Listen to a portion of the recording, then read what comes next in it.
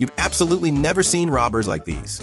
Because there were too many hostages, the robbers decided to let some go, but everyone had to give a reason why they should be released. Going on vacation? No. Flirting? No. Seduction? No. Getting married tomorrow? No. Wait a minute, you're getting married and you're out clubbing with a male classmate? Hell no. I need to go home. My boyfriend is waiting for me. What the f? Shut your mother up, or I'll shoot you right now. These three robbers held up an armored car, but were cornered by the police. They took two hostages and barged into a bar. Mistaken for customers by the host, they were ushered inside. Once in, they locked the doors and fired shots into the air. The partying crowd froze. The robbers gathered everyone in the main hall and ordered the chef to grill meat. The three robbers started drinking their sorrows away. They had just robbed so much money and hadn't even had a chance to enjoy it before being surrounded by cops. The more they talked about it, the angrier they got. They resolved not to die passively. They'd kill themselves. The three robbers pointed their guns at each other, forming a triangle.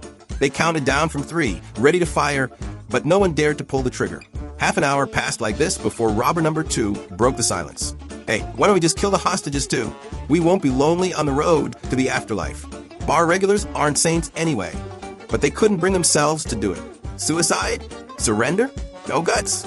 Suddenly, another thought struck them. Right now, they were in charge here. They could live like kings. There was booze and meat, enough to last a whole week. So they decided to live for another week. They confiscated everyone's phones and gave everyone a number tag for easy management.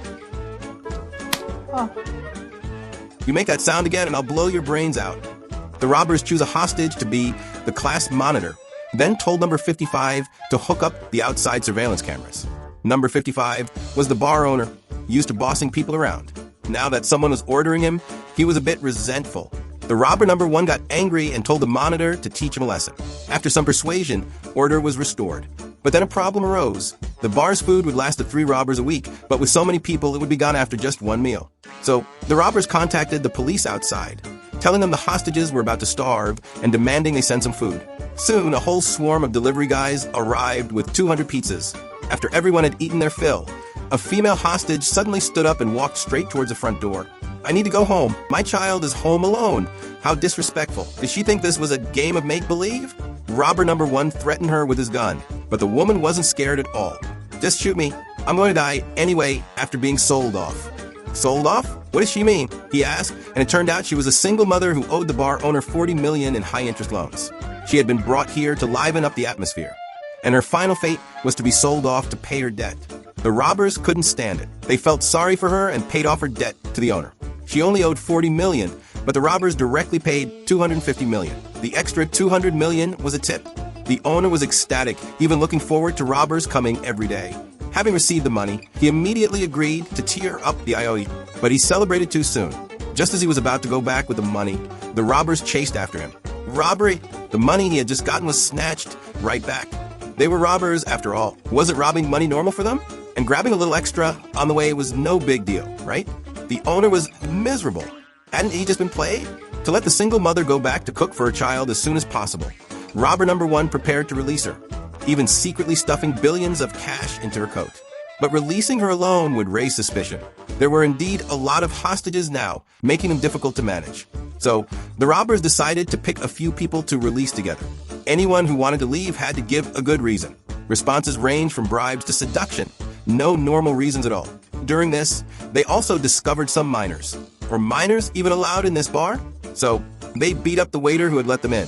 Seeing his employee being beaten, the owner couldn't take it anymore. Fueled by the resentment of having his money stolen, he said, "You little punks, without guns, you'd be nothing. If you're real men, let's have a one-on-one fight." Their authority challenged, robber number 1 stepped up to fight.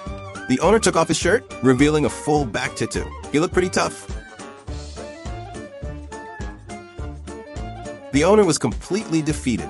Despite weak excuses, the robbers still released 20 hostages. Seeing hostages come out, the media instantly swarmed them, asking if they had been abused. Unexpectedly, the released hostages not only didn't blame the robbers, but even praised them. Releasing a batch of hostages was a good thing, but the tycoon wasn't happy because his son hadn't been released. He had his men pressure the police, telling them not to harm his idiot son under any circumstances. Just then, it was delivery time again. When robber number 3 opened the door to get the food, a hostage took advantage of his inattention and kicked him in the crotch with all his might, almost castrating him. The hostage seized the opportunity to run out shouting, "I'm free!" As soon as he got out, he held a press conference, exaggerating and claiming that the robbers inside were vicious and constantly abusing the hostages. Then he went home to live happily ever after with his wife. This infuriated robber number one.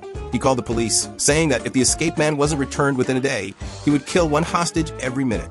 The hostages' families instantly panicked and rushed to the man's house, chanting slogans and demanding he go back. The police also climbed over the wall to persuade him, but the man completely ignored them, arrogantly playing golf at home. But the tycoon wasn't as polite as the police. He directly ordered his bodyguards to climb over the wall and forcibly drag the man back. On the other side, robber number one received the notification, and the hostages cheered. At the entrance, the man tried to run again, but special police officers forced him back with their guns.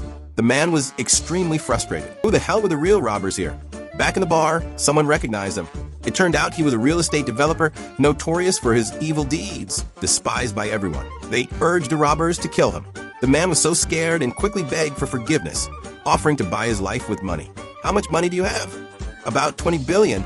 Then donate 10 billion. That's a bit much, isn't it? Shoot him. Wait. I'll donate 10 billion. Although his life was saved, the grudge he held for kicking the robber in the crotch still needed to be avenged in the crotch. After spending 2 days together, the hostages realized the robbers weren't bad people, and they gradually became bolder in their conversations. In the time that followed, the hostages and robbers became one big group, drinking, chatting, and even celebrating a big sister's birthday. The hostages didn't even want to leave anymore. But good times always come to an end. A week had passed, and the robbers released all the hostages. They hadn't harmed a single person because they were different from those ruthless robbers. They all had their own stories, and the robbery was just a last resort.